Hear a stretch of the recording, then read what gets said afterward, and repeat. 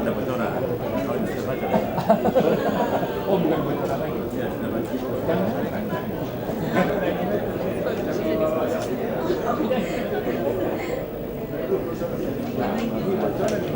Dua enam enam dua.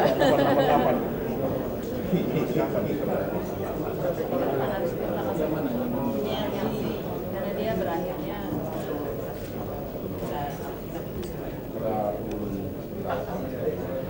best way out.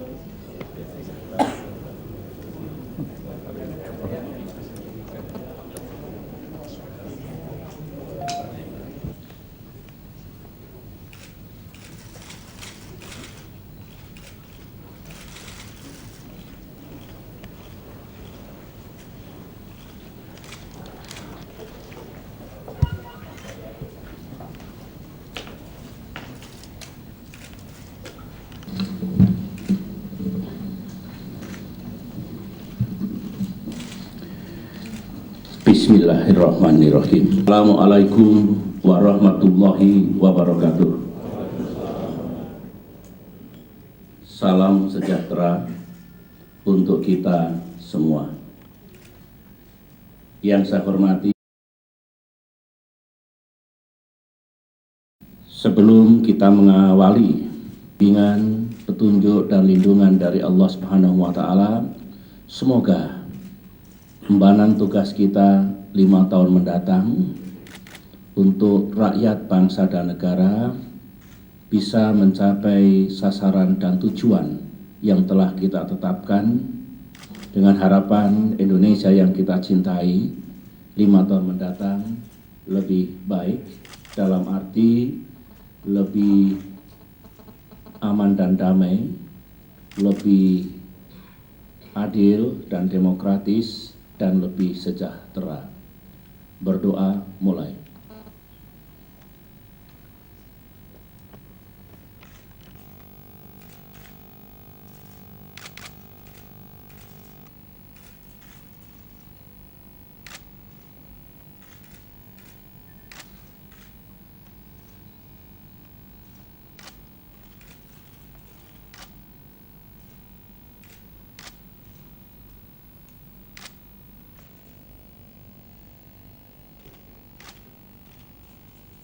Amin ya rabbal alamin. Selesai. Tidak henti-hentinya memanjatkan puji dan syukur kehadirat Tuhan Yang Maha Kuasa, Allah Subhanahu wa taala, karena kita masih diberikan kesempatan, kekuatan, dan insya Allah kesehatan untuk melanjutkan tugas dan pengabdian kita kepada masyarakat, bangsa, dan negara tercinta. Masih merupakan pengantar, saya ingin mengucapkan selamat berulang tahun kepada Ibu Mari LK Pangestu.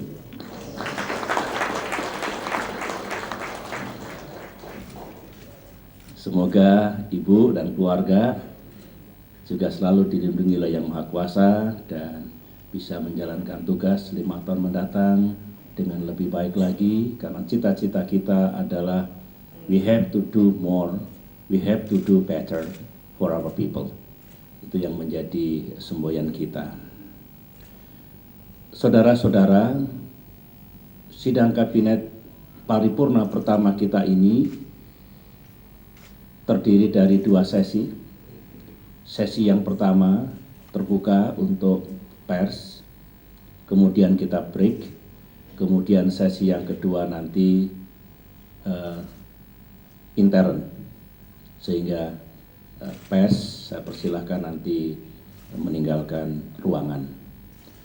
Ada kalanya dalam sidang kabinet bagian yang baru menjabat menteri, seminggu 2 minggu saudara masih orientasi, jangan ragu-ragu bertanya, betul beliau.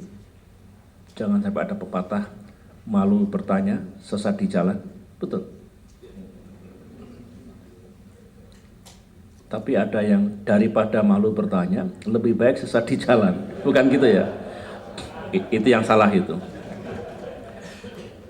Saudara-saudara, saya mengalami, dulu saya dari TNI, perwira senior, tiba-tiba dicomot ngurusi tambang.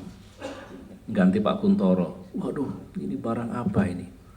Ya, I was learning. Saya tanya sana, tanya sini, belajar sana, belajar sini, mengejar.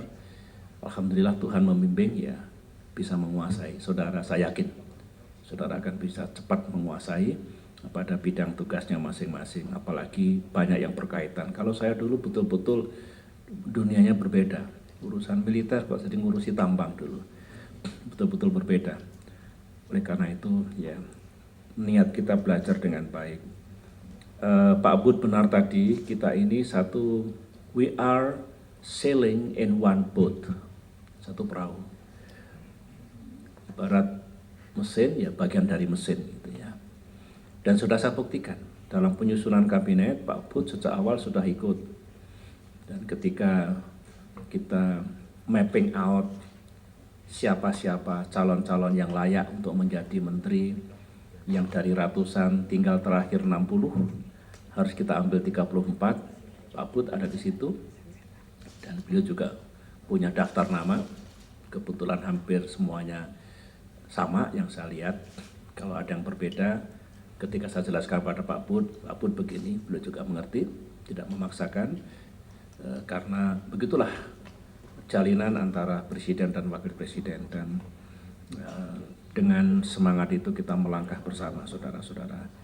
Kesimpulannya, I trust you all, saya percaya saudara semua bisa mengemban tugas, karena saudara melewati proses, bukan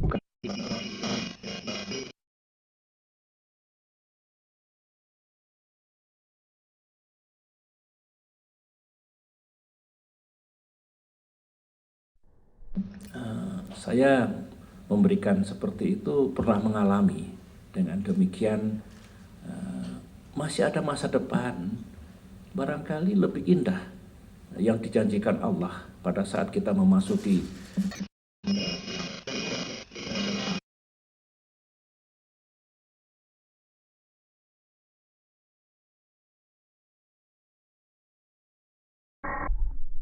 ya. Sampai sekarang saya masih menghormati beliau karena beliau memiliki kelebihan, memiliki expertise, memiliki peran yang juga besar. Ya. Ini kalau saya harus terus terang, tahun 2004 pun saya ingin mengajak beliau waktu itu untuk bersama-sama di kabinet. Ya. Kemudian dalam proses seleksi, memang beliau sangat unggul di bidang-bidang yang lain, tapi ada 1-2 titik yang menurut penilaian saya tidak tepat kalau beliau saya porsir begitu untuk menempati pos departemen itu. Ya.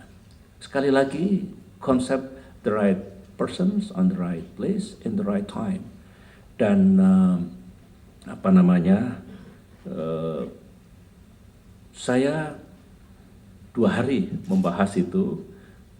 Saya menerima laporan lengkap detail dari tim uji kesehatan, termasuk kesehatan jiwa, dan kemudian saya juga berkomunikasi melalui Pak Hatta Rajasa dan kemudian saya sendiri, dan insya Allah nanti saya akan bertemu langsung pada beliau karena ini tidak luar biasa. Beliau punya kelebihan, punya kekuatan, punya peran di penugasan lain yang lebih tinggi manfaatnya bagi rakyat ketimbang menempati pos yang saya rancang di situ. Ya. Saya misalkan, mungkin di militer dulu oke. Alhamdulillah saya mengemban amanah sebagai kepala pemerintahan. Belum tentu saya memimpin organisasi bisnis bisa. Tidak sesukses yang lain. Belum tentu saya ketua DPR bisa, Pak Agung. Ya mungkin cocoknya saya dulu di TNI, kemudian di pemerintahan.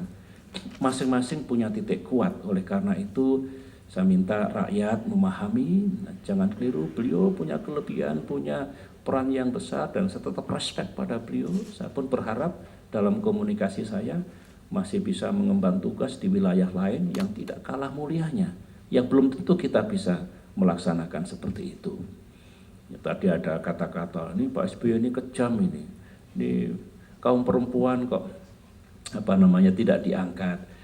Saudara-saudara, saya ingin justru memberikan tempat yang lebih luas kepada kaum perempuan.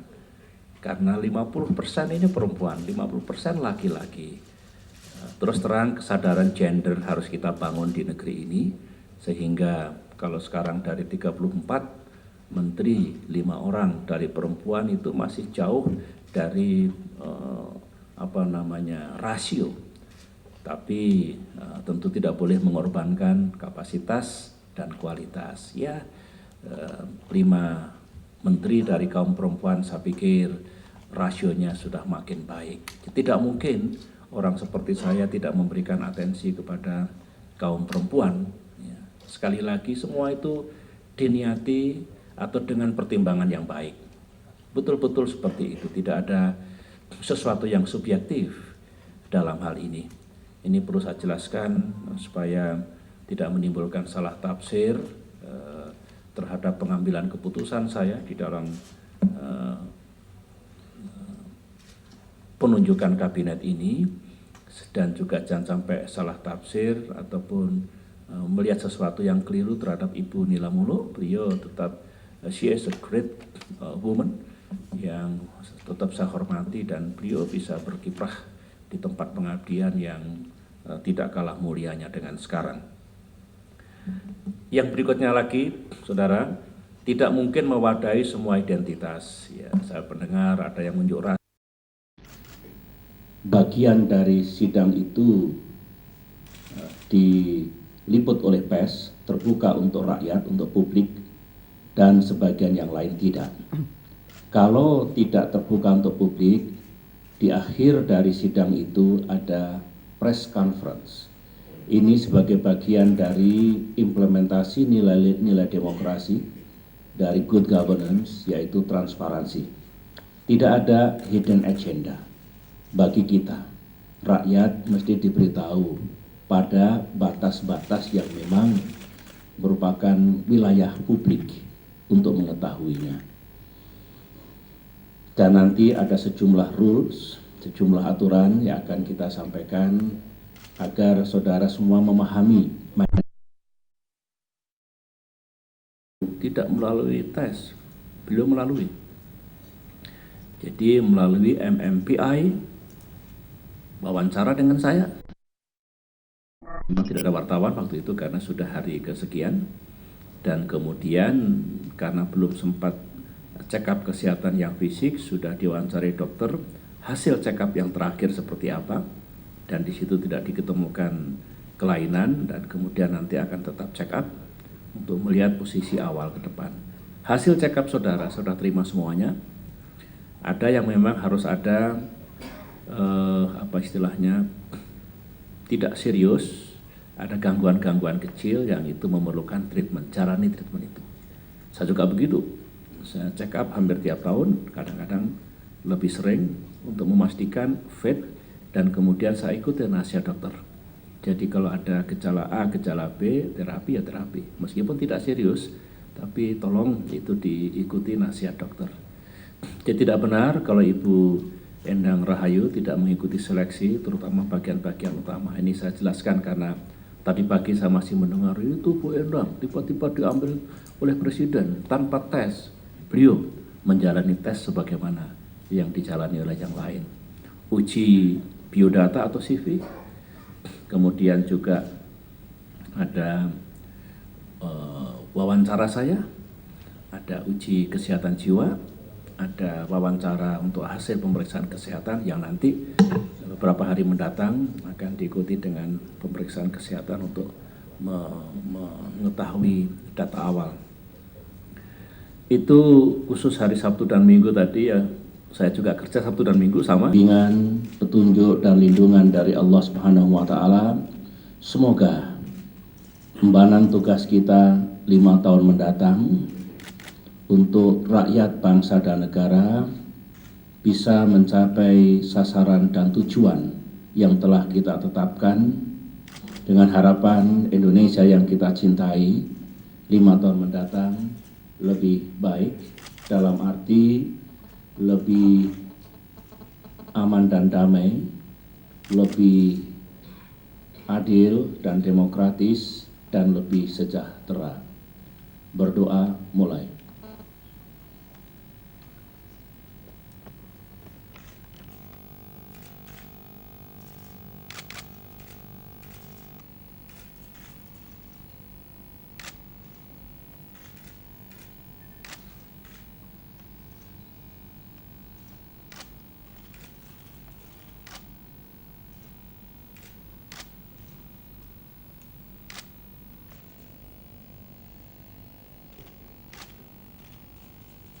Amin ya rabbal alamin. Selesai. Tidak henti-hentinya memanjatkan puji dan syukur kehadirat Tuhan yang Maha Kuasa, Allah Subhanahu wa taala, karena kita masih diberikan kesempatan, kekuatan, dan insya Allah kesehatan untuk melanjutkan tugas dan pengabdian kita kepada masyarakat, bangsa, dan negara tercinta. Masih merupakan pengantar, saya ingin mengucapkan selamat berulang tahun kepada Ibu Mari LK Pangestu.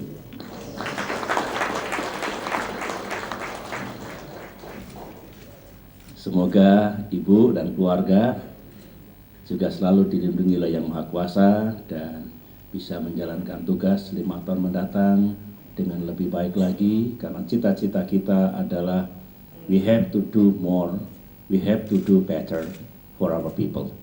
Itu yang menjadi semboyan kita. Saudara-saudara, sidang kabinet paripurna pertama kita ini terdiri dari 2 sesi.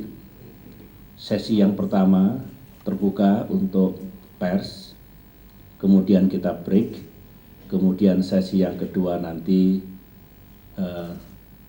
intern, sehingga pers saya persilahkan nanti meninggalkan ruangan. Ada kalanya dalam sidang kabinet bagian yang baru menjabat menteri, seminggu 2 minggu saudara masih orientasi, jangan ragu-ragu bertanya, betul beliau. Jangan sampai ada pepatah malu bertanya, sesat di jalan, betul. Tapi ada yang daripada malu bertanya, lebih baik sesat di jalan. Bukan gitu ya? Itu yang salah itu. Saudara-saudara, saya mengalami, dulu saya dari TNI, perwira senior, tiba-tiba dicomot ngurusi tambang. Ganti Pak Kuntoro. Waduh, ini barang apa ini? Ya, I was learning. Saya tanya sana, tanya sini, belajar sana, belajar sini, mengejar. Alhamdulillah Tuhan membimbing, ya bisa menguasai. Saudara, saya yakin saudara akan bisa cepat menguasai pada bidang tugasnya masing-masing, apalagi banyak yang berkaitan. Kalau saya dulu betul-betul dunianya berbeda, urusan militer kok jadi ngurusi tambang dulu, betul-betul berbeda. Oleh karena itu ya niat kita belajar dengan baik. Pak Bud benar tadi, kita ini satu, we are sailing in one boat, satu perahu. Barat mesin ya bagian dari mesin gitu ya. Dan sudah saya buktikan dalam penyusunan kabinet, Pak Bud sejak awal sudah ikut. Dan ketika kita mapping out siapa-siapa calon-calon yang layak untuk menjadi menteri, yang dari ratusan tinggal terakhir 60, harus kita ambil 34, Pak Bud ada di situ. Dan beliau juga punya daftar nama, kebetulan hampir semuanya sama yang saya lihat. Kalau ada yang berbeda, ketika saya jelaskan pada Pak Bud begini, beliau juga mengerti, tidak memaksakan, karena begitulah jalinan antara presiden dan wakil presiden. Dan dengan semangat itu kita melangkah bersama, saudara-saudara. Kesimpulannya, I trust you all, saya percaya saudara semua bisa mengemban tugas, karena saudara melewati proses, bukan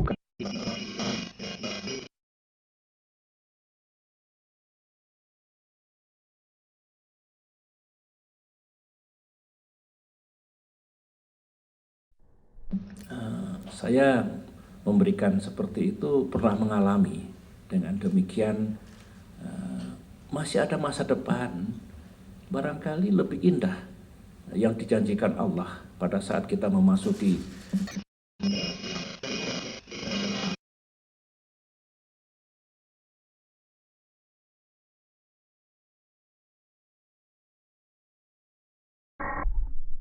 ya. Sampai sekarang saya masih menghormati beliau karena beliau memiliki kelebihan, memiliki expertise, memiliki peran yang juga besar. Ya. Ini kalau saya harus terus terang, tahun 2004 pun saya ingin mengajak beliau waktu itu untuk bersama-sama di kabinet. Ya. Kemudian dalam proses seleksi memang beliau sangat unggul di bidang-bidang yang lain, tapi ada 1-2 titik yang menurut penilaian saya tidak tepat kalau beliau saya porsir begitu untuk menempati pos departemen itu. Ya. Sekali lagi, konsep the right persons on the right place in the right time. Dan saya 2 hari membahas itu. Saya menerima laporan lengkap detail dari tim uji kesehatan, termasuk kesehatan jiwa, dan kemudian saya juga berkomunikasi melalui Pak Hatta Rajasa dan kemudian saya sendiri, dan insya Allah nanti saya akan bertemu langsung pada beliau, karena ini tidak luar biasa. Beliau punya kelebihan, punya kekuatan, punya peran di penugasan lain yang lebih tinggi manfaatnya bagi rakyat ketimbang menempati pos yang saya rancang di situ. Ya. Saya misalkan, mungkin di militer dulu oke. Alhamdulillah saya mengemban amanah sebagai kepala pemerintahan. Belum tentu saya memimpin organisasi bisnis bisa. Tidak sesukses yang lain. Belum tentu saya ketua DPR bisa, Pak Agung. Ya mungkin cocoknya saya dulu di TNI, kemudian di pemerintahan. Masing-masing punya titik kuat. Oleh karena itu saya minta rakyat memahami, jangan keliru, beliau punya kelebihan, punya peran yang besar, dan saya tetap respect pada beliau. Saya pun berharap dalam komunikasi saya masih bisa mengemban tugas di wilayah lain yang tidak kalah mulianya, yang belum tentu kita bisa melaksanakan seperti itu. Ya, tadi ada kata-kata, ini Pak SBY ini kejam ini kaum perempuan kok tidak diangkat. Saudara-saudara, saya ingin justru memberikan tempat yang lebih luas kepada kaum perempuan. Karena 50% ini perempuan, 50% laki-laki.